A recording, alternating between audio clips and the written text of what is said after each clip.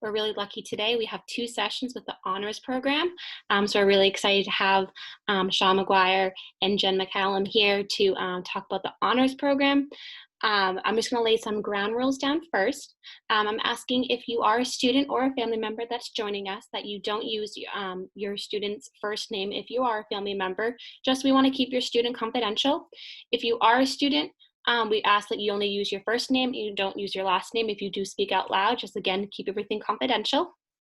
But please feel free to turn your microphones on and your cameras on when we get to the Q&A session and we start to ask questions. We would love to see your face, but we understand if you would like to just ask your question in the chat.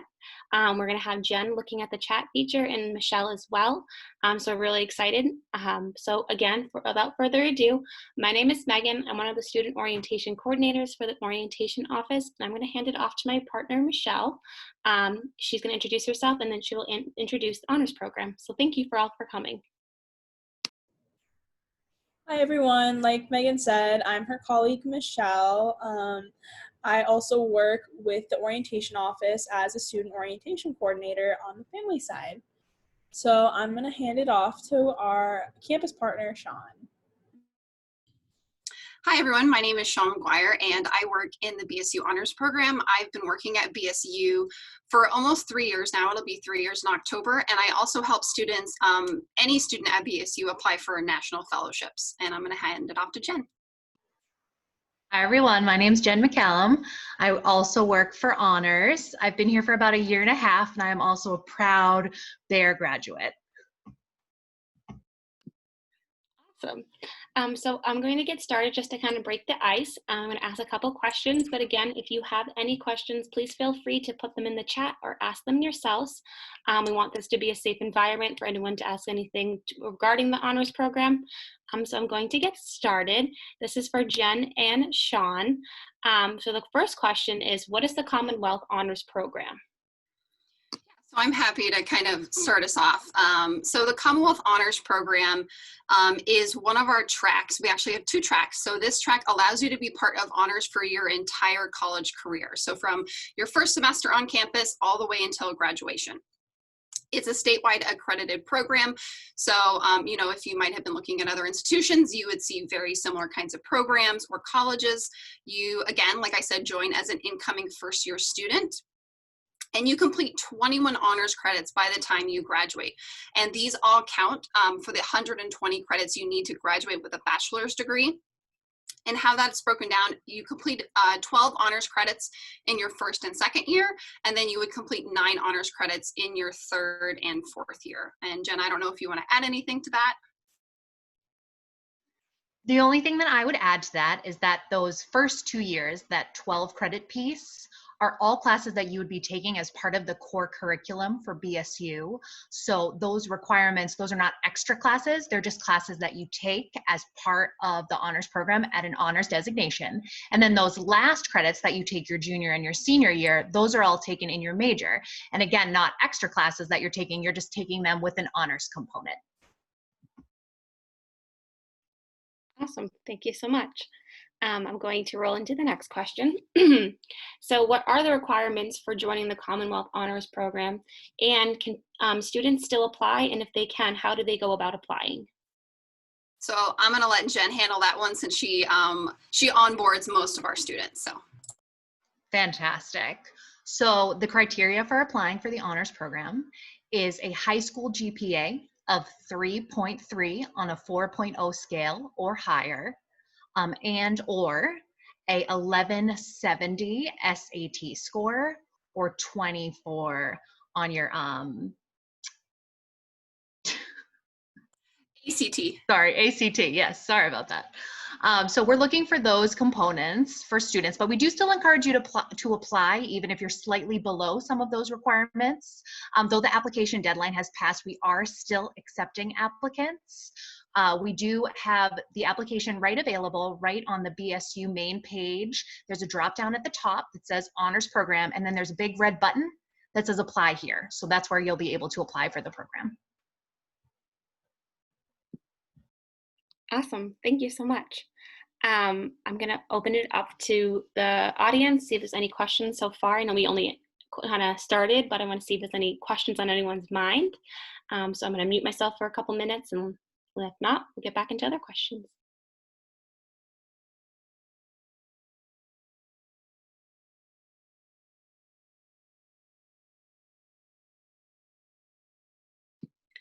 Okay, so Jen and Sean, what are the benefits of joining the honors program? Yeah, sure. I'm happy to start that off. So our Commonwealth Honors Program has a lot of benefits. So first of all, you're surrounded by a community of peers that are also dedicated to academic success and various personal goals. So if you'd like to be part of a community of other students that share similar goals to you, it's a really great community to join. If you are planning to live on campus, whether that's this coming academic year, or maybe you'd like to be a commuter for your first year or two, that's totally okay too. We offer what are called living learning communities, and we offer one specifically for our first year students. So there might be a number of individuals on this call who applied for that and were accepted into the first year living learning community. But like I said, even if you're a commuter, maybe you aren't going to be living on campus this semester, but you'd like to maybe in the future, we have an upper level living learning community as well. And that one's located in Wagon Hall, which is one of the newer dorms on campus. So that's definitely a wonderful opportunity. Again, being part of the honors program allows you to be part of a community of students committed to academic success and various goals. But when you're part of the living learning community, then you get to live with another honor student, the RAs or the resident assistants that live on your floors that are there to kind of help guide you, help you with any questions you might have. Those are also honor students, so they can help you answer any honors questions you might have, give you some peer-to-peer support. So those are really great communities to be a part of if you're in the honors program. Our classes are also capped at a max of 17 students, and sometimes our classes are actually even smaller than that. So we offer 1 credit, 3 credit, and 4 credit honors courses, as Jen kind of mentioned earlier. So these are honor sections of core courses that you need to take anyways. So when you take an honors class, at the 100 or 200 level, the 3 and 4 credit honors courses, these are core classes that you would need to take anyways to fulfill core requirements at BSU. And so those honor sections are capped at 17. And if you're taking a 1 credit honors course, those are actually capped at 12. So they're even smaller and more intimate. So you really get to know the other honor students in your class. And you also get to know that faculty member. And so we do ask all of our incoming first year honor students to enroll in an honor section of what's called a first year seminar, which is a requirement of all BSU students. And so that's really great because your first semester on campus, you're already getting to take a smaller course. You're getting to interact with some honors faculty members and other honor students. So it's a really great opportunity to meet other students in your first semester, and also begin to make those connections with faculty as well. Being in the honors program obviously allows you to stand out for different opportunities like internships, scholarships, fellowships, jobs, whether that's while you're actually enrolled at BSU or after you graduate. And then a few other benefits. We offer early course registration, which is a really wonderful opportunity that our first year students don't get to take advantage of it in the same way, because obviously lots of our other students at BSU have already started registering for classes in April. But every semester after the first semester you're enrolled for a new student, you get to take advantage of that. So new students are actually registering at the same time as seniors and eligible athletes. So that's really, really wonderful. Whether you're living on campus, whether you've got, you're a double major or you have a few minors, if you're, you have a few jobs that you're working, if you're a commuter, it really allows you to make sure you're getting the classes you need when you need them, and then your schedule's a little bit more convenient for you. So that's a really great thing to take advantage of.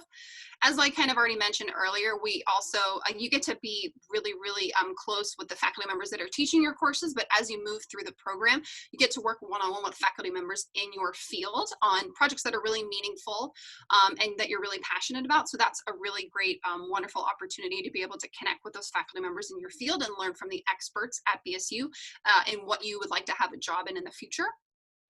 And one thing I'll show you later if you'd like to see, so I'm actually in our office today. So we do have our honors program office in what's called the Center for Transformative Learning. So we also share a space with our colleagues from undergraduate research, and we work really closely with them. So we can connect you with them if you've got any questions about that and you're interested in doing research. So we have a really comfortable space. Obviously, we've modified a few things because of the coronavirus and making sure everyone is safe distancing and things like that.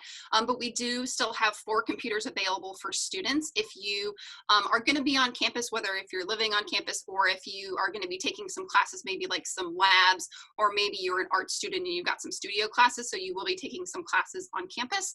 We do have some computers available that students can sign up for through an app. And so if you need to do homework on campus or if you need to print something for free, we offer free printing for our students. So there's those opportunities available if you need to use those.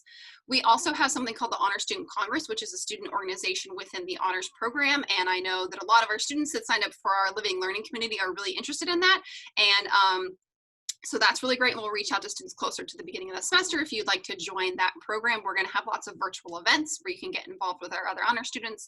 So lots of social opportunities. And I know that was a ton of information. Jen, do you have anything to add to that?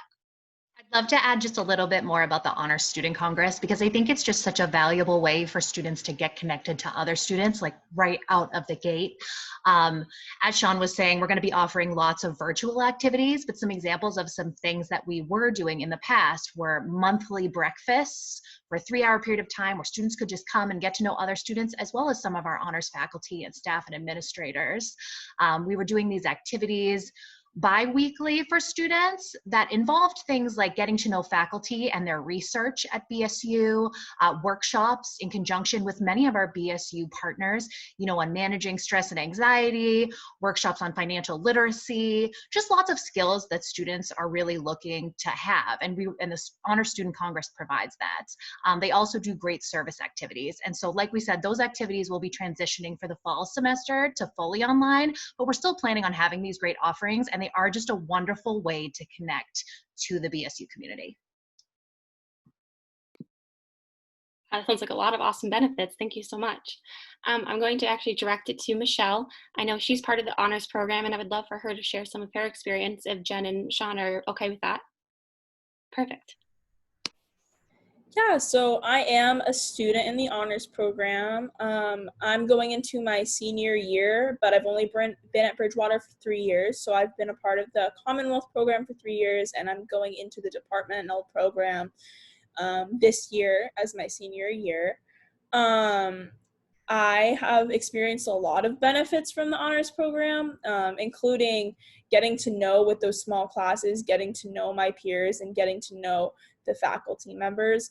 The faculty member that was my first year seminar for the honors program is actually my thesis mentor for departmental honors. He and I had a very nice connection, and I really liked that faculty member, and we got to know each other really well. I also got to know my peers.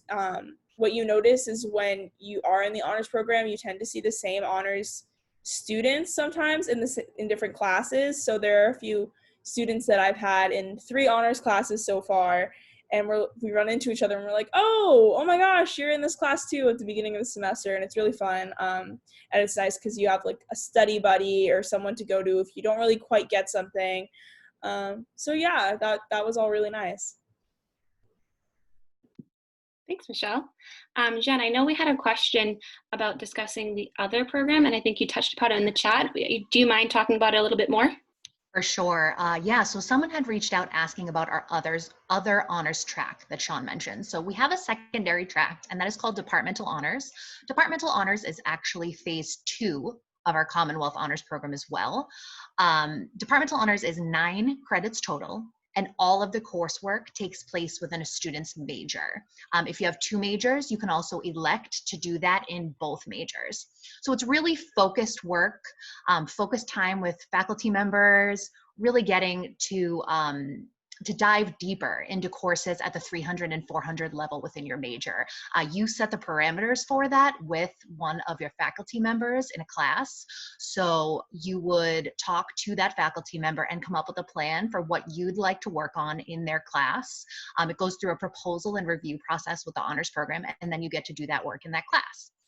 So you do that once or twice as part of the departmental honors programs, as part of that being 3 to 6 credits. And then the remaining credits are done as an honors thesis, which is a culminating research a culminating research project. And this is something that is just such a unique experience to BSU, and just being able to really hone in and focus on things that interest you in different ways. And theses look very, very different for different departments. You know, it's not just your typical paper these days. You know, we really want students to dive in and do more. We've had students in especially the arts create very different projects that really focus on their work in the arts, you know, whether that's doing a dance performance, producing a play, doing an art gallery, things like that. We've also had our education students put meaningful work towards what they're going to do in their real life jobs, which is amazing. You know, they create portfolios for us.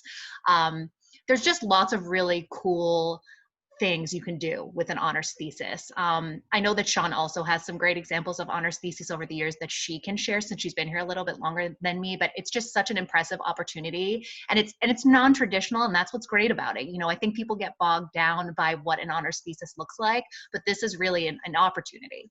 Sean, can you talk a little bit more about some of your favorite theses? Yeah, sure. So like Jen was mentioning, they look very, very different depending on the major, and then also what your interests are, and then also the faculty members as well, you know, depending on what you're interested in, what their research is, what their work is, what they do.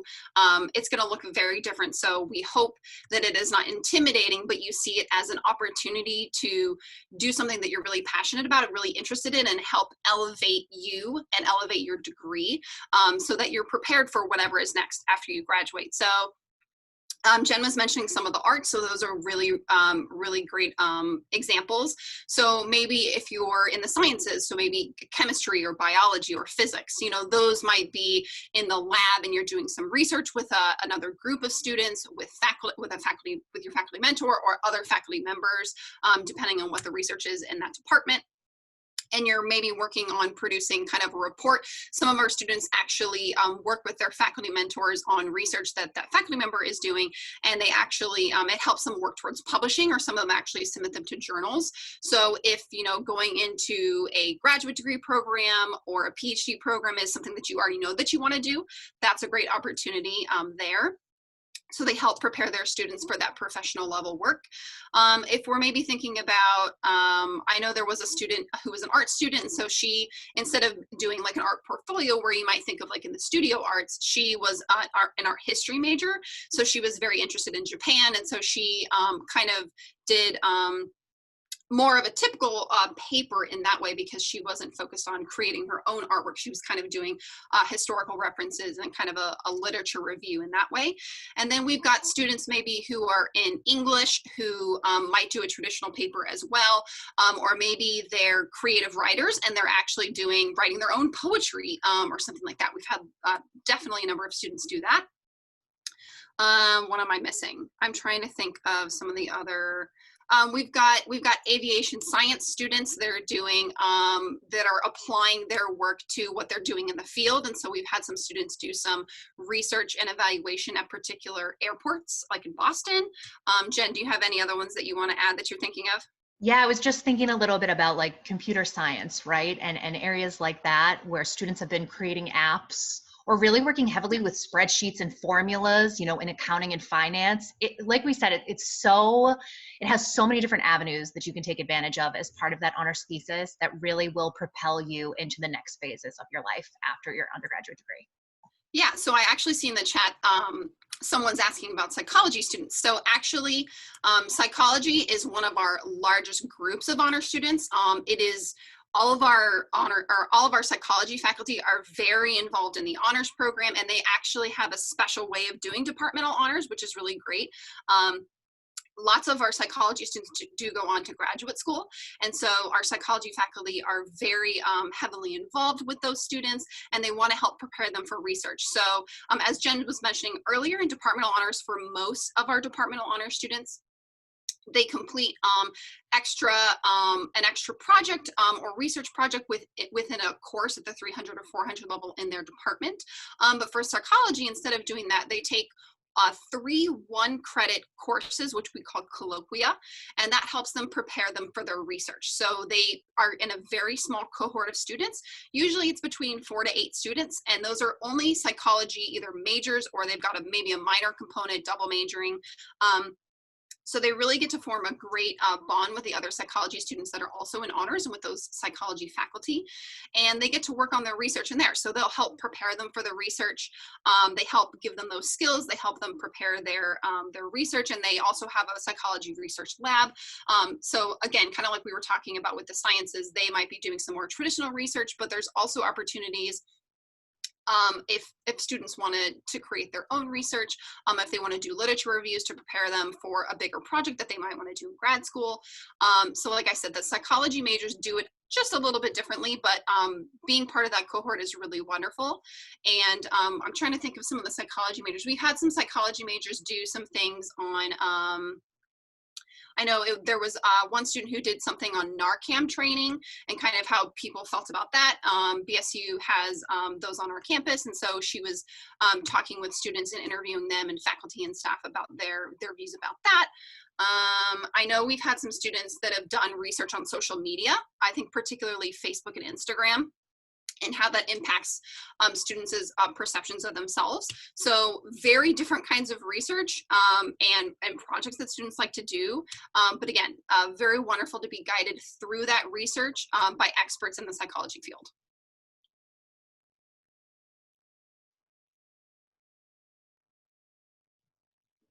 So I'm not a psych major, but as I stated before, I am going into my senior year, so I am starting my thesis.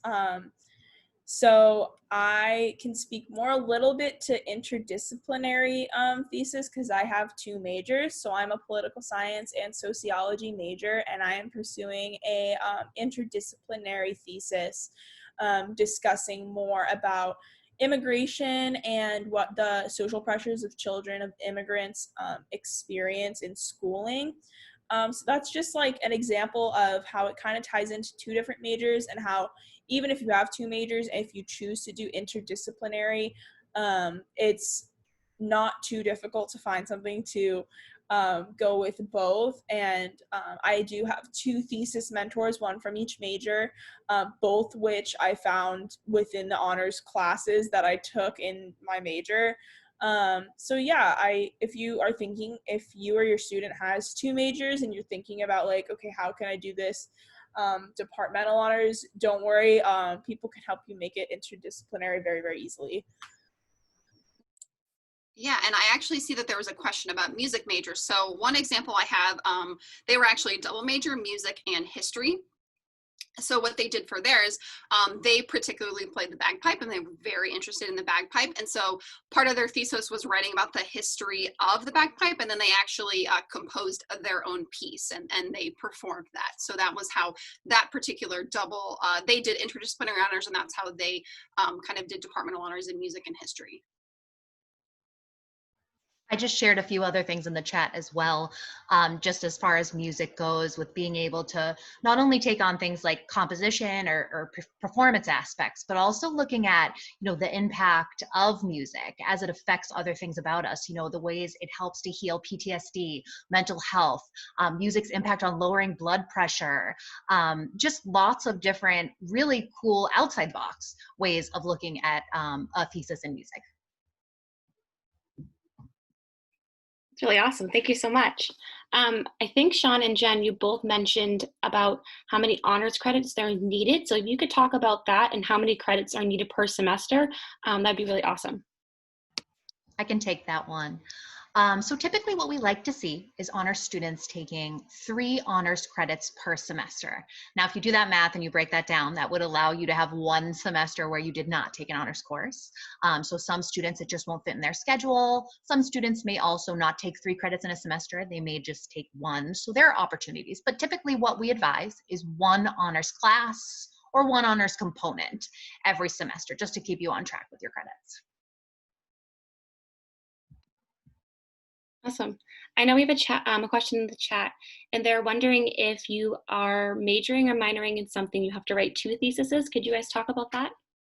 Sure. So no, students are only completing one thesis. So what Michelle was talking about, interdisciplinary, and what we've kind of mentioned, like my music history example. So these are students, some students choose, they might be double majoring, and based on, you know, if they would like to go to graduate school, or maybe what they like to do in the future, what they see for their job, they would like to kind of fuse those majors together. And so they choose to do interdisciplinary, but that means they're writing one thesis. They're just basically fusing those majors together. So that means when Michelle completes hers, both of her majors will have components in that. And that also means that she's, as she mentioned before, she has two mentors, one in each field. That way she's being mentored in each area.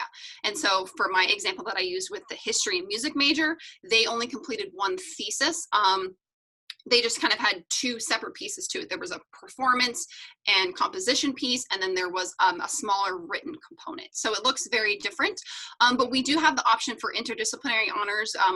Economics is actually coming up as an example in my head. So we do, the economics department does not actually offer departmental honors at this time, but if we did have a student that was majoring in that, they could choose to pursue interdisciplinary honors if they had another major, for example, or if a student has a minor that they're really passionate about and they would like to make their departmental honors interdisciplinary instead, you can choose to pursue that one thesis, not two, but fusing together your major and your minor. So basically, a roundabout way of saying one honors thesis, but there's lots of different ways to combine majors if you're double majoring, or if you've got a minor you're really passionate about and you'd like to fuse together that major and that minor, but you're only completing one honors thesis. Thank you for that clarification. I appreciate it. I'm going to again open it up to the chat. I really appreciate everyone that has been asking questions. Please keep them coming. We love them. Please feel free again to turn on your mics and your camera if you're comfortable. If not, more than welcome to chat.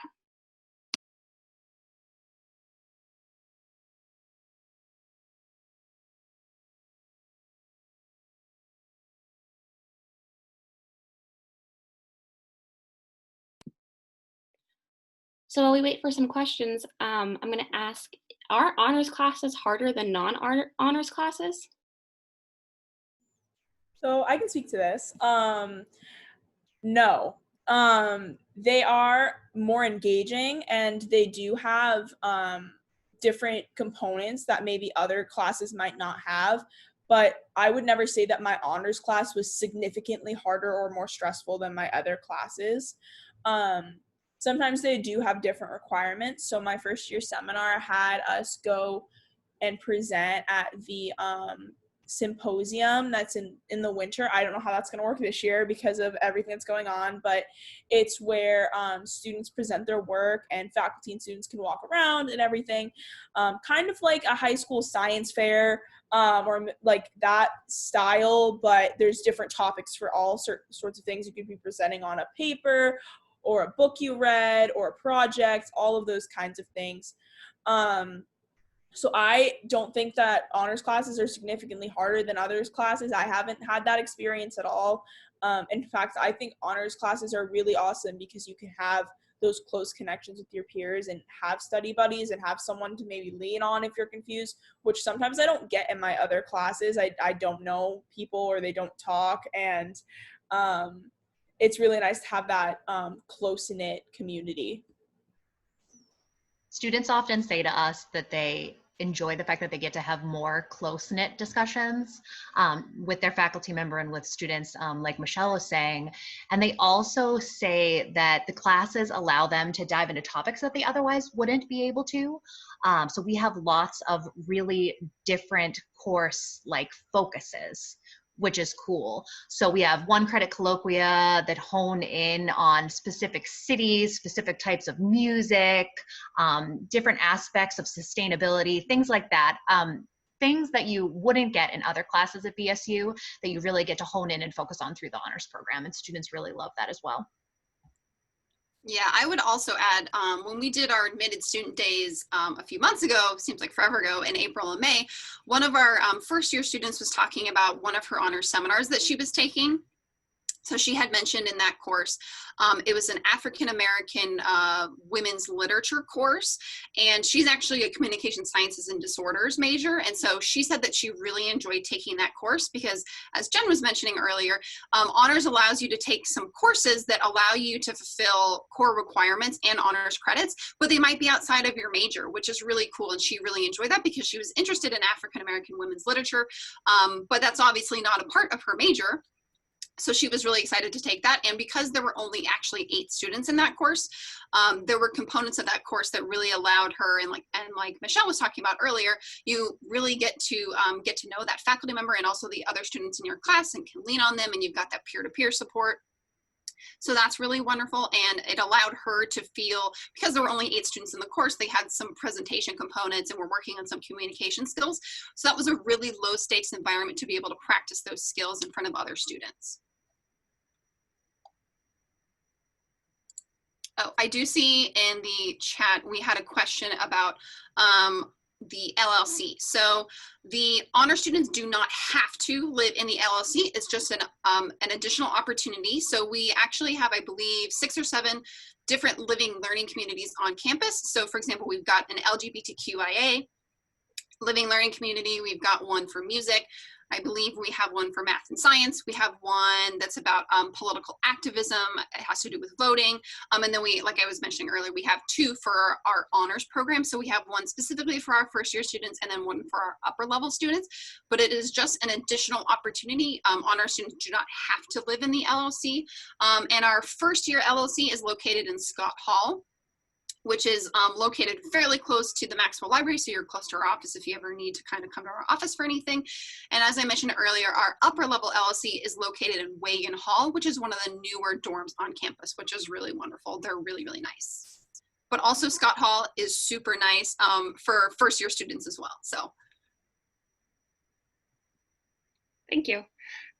So if I was an honors student and I was feeling overwhelmed in the honors community, who could I come to talk to and gain support for? You know what's really great about that? There are a lot of people who you can talk to get support from.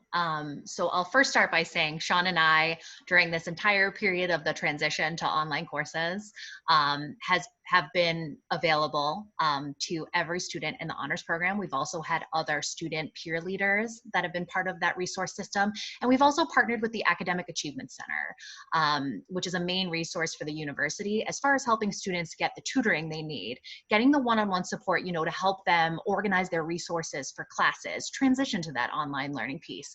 You know, we're so lucky to have a space like the Center for Transformative Learning, where we have the computers available, we have the resources available, and we have people available. So both Sean, myself, as well as Casey O'Donnell, who works in our undergraduate research center, are all huge resources. The assistant provost of high impact practices is our leader in that space, and she is always so wonderful and so available to students, you know, to talk through things. But we also have a number of student leaders. There are student ambassadors that work for us. We have student peer interns that work for us. You know, we have students in our honors student congress. You know, we have this whole student network that we can connect folks to. As well as, again, like I said, those outside BSU resources. So there's always an opportunity for students to come and talk to us. I will tell you, when I'm physically in the office, I probably talk to about 50 students a day. Students are always popping in. Sometimes they're just coming to say hello. Sometimes they're coming to talk about their difficult day. Sometimes they need a resource, you know, and I'm lucky enough to be able to have those interactions with students because I am the first face you see when you come in the door. But we really do, we want to connect folks with one another, and we've continued to do that through the transition to online. You know, we make ourselves readily available, and we enjoy having conversations with students and being able to help you find the resources you need if they're not directly available through the honors program. And it looks like Sean might be taking you for a little tour of our office. We're getting ready for one. Yep, I'm trying to flip my screen, but I'm not sure if I can while I'm on Zoom. So follow me as I awkwardly show you our office. So this is our entrance. So you'll see we've got some stickers here. So if you ever are a little bit confused about where we're located, we've got our honors, undergraduate research and fellowship stickers. We also have, as we've mentioned before, Center for Transformative Learning. So as you see, we have adjusted our space just to make sure everything is safe when students come in. So if you're ever picking something up from honors or undergraduate research, this is where we would have those things. We will always keep the door open so you don't have to, you know, touch any door handles or anything like that, so it's nice and safe. When Jen will be in the office, she will be sitting at this front desk right here. And I'll take you down the hallway. So if you are a student, like I said earlier, if you are going to be on campus because you're taking certain classes that have an in-person component, or if you're living on campus and you need to use our space, this is our computer lab. So you see we've got 3 computers spread out here to make sure everyone is safe distancing. We've got some wipes you can clean before and after you use the computers. And as I mentioned earlier, we've got free printing if you do need to print anything for class, whether you just need notes or anything. And then we've also got our 4th computer back here, and we've got all of our disinfecting wipes and all of that good stuff. So that is our office space. And so how we will do everything starting September 1st, only one person from our staff will be in the office at a time. So as I showed you at the front, that is where Jen will sit. And then our other undergraduate research staff member sits over here. And then myself and our supervisor are going to be towards the back of the office. So I'm going to go ahead and switch back over to my computer now. So. Something to say about our space too. I know that it does look a little bit empty because we are altering things around to include the appropriate social distancing to make sure that it's a safe experience for everyone who will visit our offices. But if you would like to see what it looked like prior to this slight transition, the Center for Transformative Learning is part of the video that BSU has on the main page showing the different parts of the school. We have 3 slides that will show you the Center for Transformative Learning space. And we look forward to, in the future, being able to add some of those things back into the space, open back up the conference room and things like that. But in the meantime, we want to make sure that we have these resources available for students in a safely, socially distanced way. That's really cool. I actually have never seen the honors program, so thank you. That was a one-time thing for me. So if I'm in the honors program, do I get recognition when I graduate? I know these are family members and new students that are here on this call, but in the years that are coming, I know that's something on someone's mind. Can you guys talk a little about that? Absolutely. It's obviously a very important piece of wanting to know, that you'll be recognized. So right at the top of your academic transcript, which is what you'll provide at grad schools and what you may provide for jobs and things like that moving forward, you'll have a designation right up at the top that's going to say Commonwealth Honors in or Departmental Honors in with your major departments listed. We do love to celebrate our honor students. A special recognition also is that, of course, upon graduation, when you're up there and they're reading your name for you to cross the stage and all of those things, they recognize your honors the same way that I said that they show on your transcript, so they recognize it that way, and you'll receive a special regalia, so a special stole from the honors program that is very beautiful and clean cut that says either Departmental Honors or Commonwealth Honors on it. We also have honors graduation dinners for you where we'll get to celebrate you. You'll get certificates. There's lots of great ways that you'll be celebrated for the achievement of successfully completing one of our 2 tracks of the honors program. Thank you. So if I'm looking to be a student athlete, but I also want to be part of the honors program, is there a good way to balance it? Is there an academic coach I can talk to? Yeah, that's a great question. So we actually have lots of student athletes that are also part of the honors program. If you'd like to go back and watch some of those videos Sean was talking about before from our admitted students days, we actually have some of our student athletes that talk on that a little bit about how they balance their schedules. But if you let us know that you're a student athlete and the Academic Achievement Center, when they're helping you set up your first year schedule, they'll know that you're a student athlete, and we'll be able to help make that work for you, around the schedule for your practices, around game schedules. We will work with you to find honors courses that fit those schedules.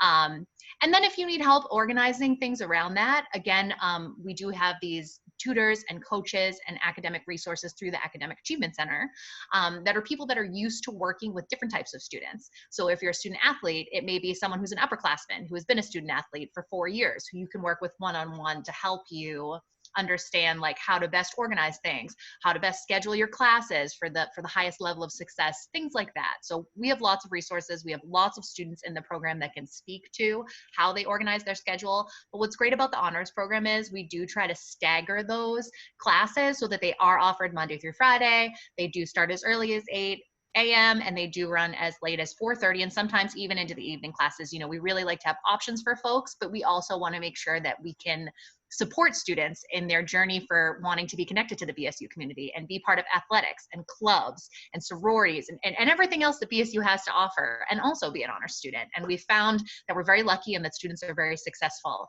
in being able to achieve having that well-rounded experience at BSU. I would also add to that that when you're an athlete, not only do you have all the different services and opportunities on campus, you have the athletics department and the coaches that are all supporting you.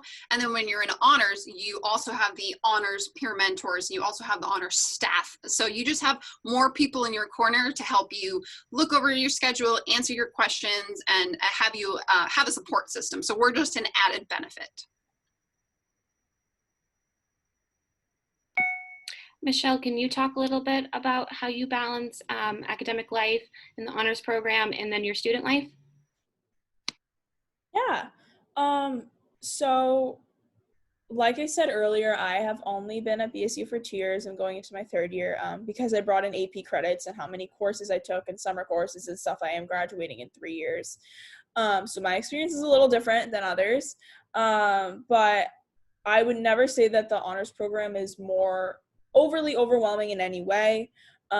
Despite me having a more heavy course load because I'm graduating in 3 years and being in honors, I've still been able to hold on-campus jobs, been able to socialize, been able to join clubs, everything that other students can do as well.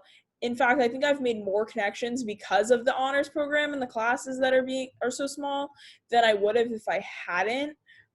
Because through those connections, I've joined a club. I know there's one person who I met through a few of my honors classes, and she and I are a part of a group that's trying to start a club back up on campus right now. So I wouldn't have met her if I wasn't in the honors classes, and I wouldn't have been close enough or even comfortable enough to talk to her about starting maybe this club if it wasn't for the small honors classes. So it's definitely very manageable. And like it was already said, if all of the professors are so accommodating and so nice. I do struggle with chronic migraine, so that did come up halfway through my freshman year of college. I got diagnosed with that, which is clearly not very convenient time to be diagnosed with that. And I explained it to my professors, and my honors professors were probably the most accommodating out of all of them. They were so understanding. And they continue to be understanding, especially the two that are my mentors. They totally understand. If I miss class, one of my honors professors emails me and is like, I already know you missed class because you had a migraine. Like, you don't have to email me and explain yourself. They're super accommodating and super nice. So I definitely wouldn't worry about being overwhelmed or what if, oh, I'm overwhelmed and no one's going to help me. Like, that's not the case. Everyone will help you. It's okay. Thanks, Michelle. Sean and Jen. So if a student has accommodation to the Student Accessibility Services Office, but they want to be part of the honors program, do you guys interact with one another? How does that kind of work? We can. So we don't get that information directly provided to us because anything provided through the disability office is something that is confidential. So we wouldn't know if a student has any accommodations or things like that. Anything that would need to be transmitted to an honors faculty from DRO, that would happen separately from the honors program itself, again, for that confidentiality purpose. But we do have a number of students who self-disclose to us. They choose to, they elect to, they tell us about some of the things that they need to be successful, or we start those conversations now. I've met many students in the last 2 periods where we've been admitting new students who have talked to me a little bit about IEPs from high school and how that works transitioning. But we have an excellent resource in disability office at BSU. They are really good about helping us get students connected to the right people, as well as figure out if you're eligible for services and how those look. So even if you have little questions kind of about a transition from an IEP, if you've had one before, or maybe knowing that you might need some sort of a resource, and not just academic resources like additional time on tests, but if you need any like physical resources or other things like that, disability office can also help with that. So you just think about those things. Sean or I can always connect you to that office, but again, it's a confidential process, but they're amazing at responding to our emails and calls very quickly, getting students connected to what they need, you know, in a fast and effective manner, and making sure that the faculty are able to provide them the services that they need. So of course, yes, we encourage all students to apply for the honors program. There's no student that is not, you know, a good fit for the honors program, and we would never want a student to have something like a high school IEP or anything like that keep them from applying, because you can be extremely successful in the honors program, and there are resources here if you need them. And again, Sean and I and everyone involved in the honors program, from the faculty down to the staff, you know, and students, are here to support them. Thank you. So honors classes, are there specific rooms on like campus that they're located? Can they be anywhere? I know that's a generalized question. I know in like some high schools there's honors like just like areas. So can you guys talk a little bit about that? Sure. So we don't have a specific building where honors classes are. So depending on, without getting too nitty-gritty details, it just really depends on which department is offering the honors course, and it will be in the building that is usually offered in. So for example, like if it's an arts course, it might be offered in the arts center, or it might be offered in the library, because those are typically where the arts classes are. So it's usually wherever that department is offering courses for the most part. So no specific place on campus. Thank you. Michelle, do you have any input that you want to add in as well? Yeah, so I just want to, like, I mean, yeah, there's no honors place where the classes take place. Because my honors classes have been primarily within my major, that's just how I've been taking them. I've had my honors classes tend to be in the same area, but that's because the department has this classes in the same area. So I've had honors classes for my political science major in the library, and I've had honors classes for my sociology major in the Burnell complex area and the Hart complex area. And that's where most of my honors classes have been, but that's just because of where the department's located, not because all honors classes are in those areas. I know you guys touched upon it a little bit about how do I meet other honors students, and typically it's during your classes, but are there programs that are held so you can meet other classes? I think, Jen, you mentioned it a little bit. Can you guys talk a little bit more about that? Yeah, sure. So one of the things that I mentioned previously was things like our honors breakfasts. That's just a great opportunity to pop in and get to know students and faculty that you otherwise wouldn't know. But we're going to continue doing things like that. And Sean and I have offered like coffee chats before, and we're coming up with more new and exciting ways for students to stay connected in the same way, because maybe we all can't be together in the same space having breakfast, but we might as well share a cup of coffee and talk a little bit about what's going on. I really will stress that the Honors Student Congress, because it is a student-led group that has a staff support system, that's the best way to get to know honors students, I would say, by getting involved in those activities and events, because we do have something every 2 weeks typically. There's a wide breadth of students that take advantage of that based on the different offerings, and it's just a great way to get connected. I know that we won't be able to be in the center in the same way. Like I was saying, I come across 50 students in a day. I mean, just the foot traffic in the center alone was always a great way to get to know people. I know a lot of students would come in to do their homework, either sitting in the front or in the back of the computers, and that was how they got to know other honor students. But we're going to continue to have opportunities for new students, you know, first year meet and greets, things like that. You know, we're really looking to have opportunities to do those things virtually. So maybe they won't look the same way. But students, like Sean was talking a little bit about the LLCs, living learning communities earlier, you know, those students will still have an opportunity to get to know one another. And even the students that don't live on campus will get opportunities to engage with our living learning community. What I will say is one of the things that we highly encourage outside of that is our honors book club. Our honors book club is an amazing way for students to get involved with the honors program and to meet other students starting in the summer months and transitioning into those first 2-3 months of their time at BSU. It's a short program. Sean's the lead on that program, so I will let her talk a little bit more about it. But I will tell you, we have 165 students registered now, and it is a great way to get engaged. Sean, do you want to tell them a little bit more about book club and its offerings? Yeah, sure. So like Jen was mentioning, our book club is a shorter program. It's only a few months. And so BSU has dedicated this entire academic year to racial justice. And so our book is focused on that. So we're actually reading Hidden Figures, which is about the female Black mathematicians who helped us win the space race.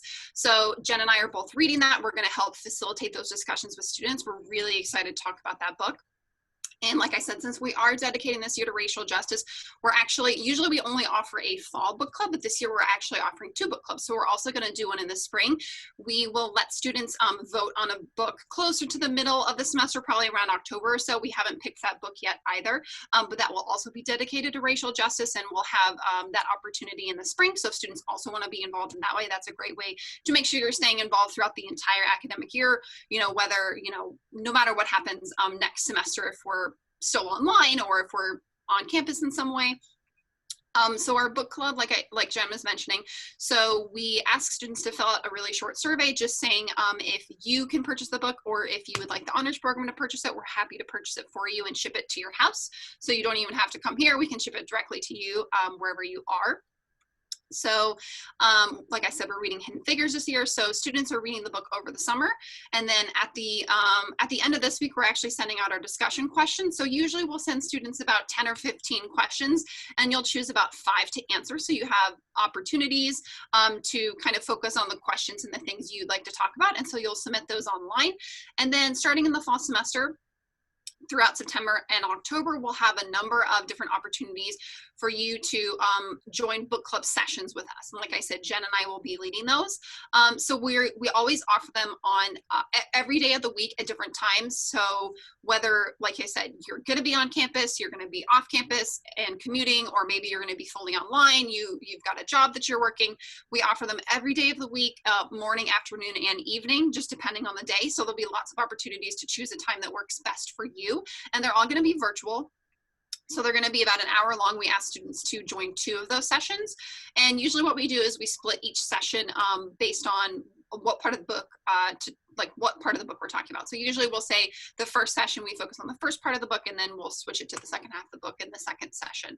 And so usually we'll use some of those discussion questions to start conversations, but really Jen and I are there to just kind of help the conversation move. We're not trying to lead it really or anything. We're just kind of moderating and letting students really have just open discussions. It's a safe place to talk about things and to hear other honor students' perspective and ideas. And we're really excited to be offering that twice this year. So if you have any questions about that, you can always feel free to write us at honorsprogram@bridgew.edu, and we can get you signed up. We can get you a book, and you can still participate in that. So still an opportunity to sign up if you're really interested in that.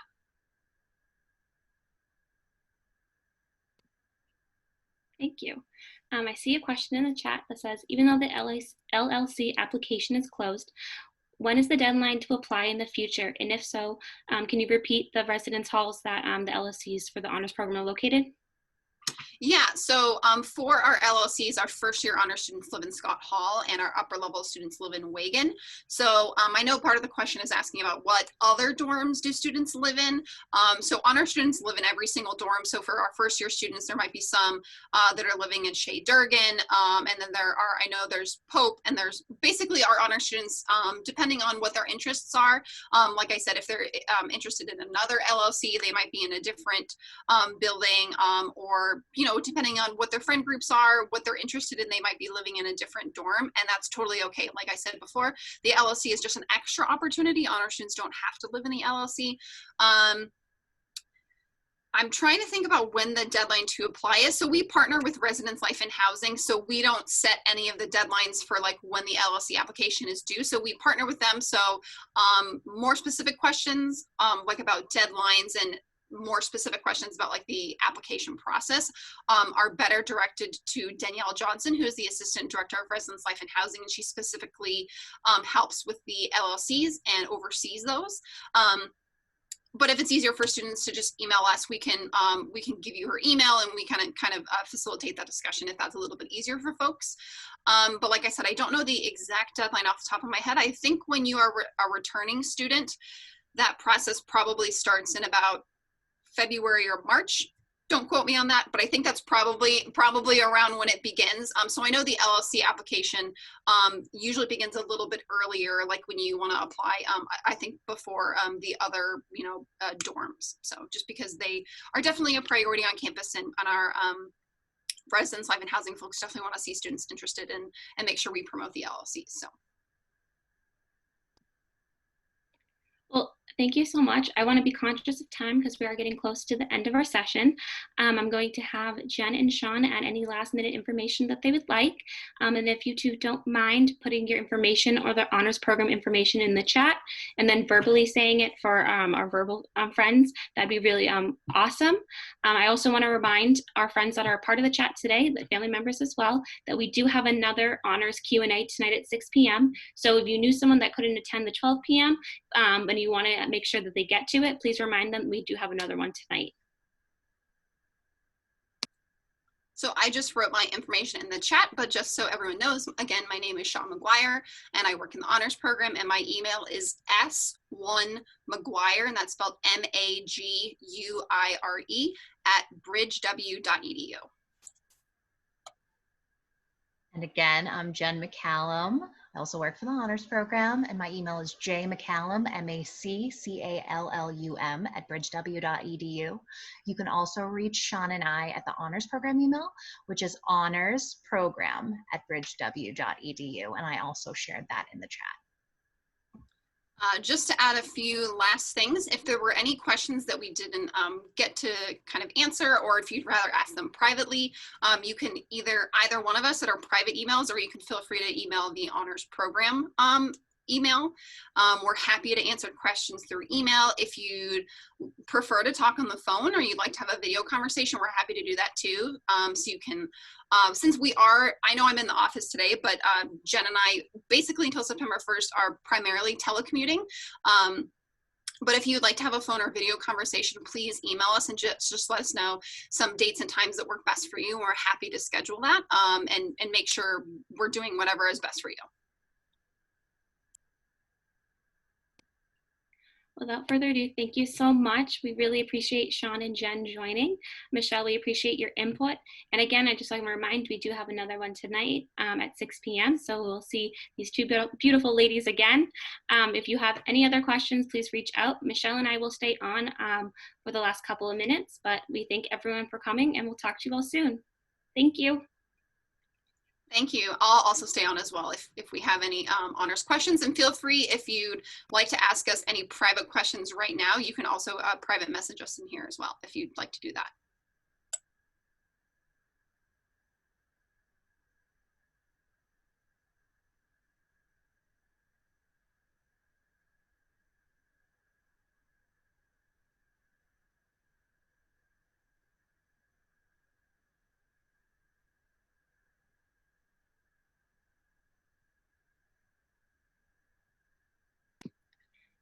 Thank you so much for coming.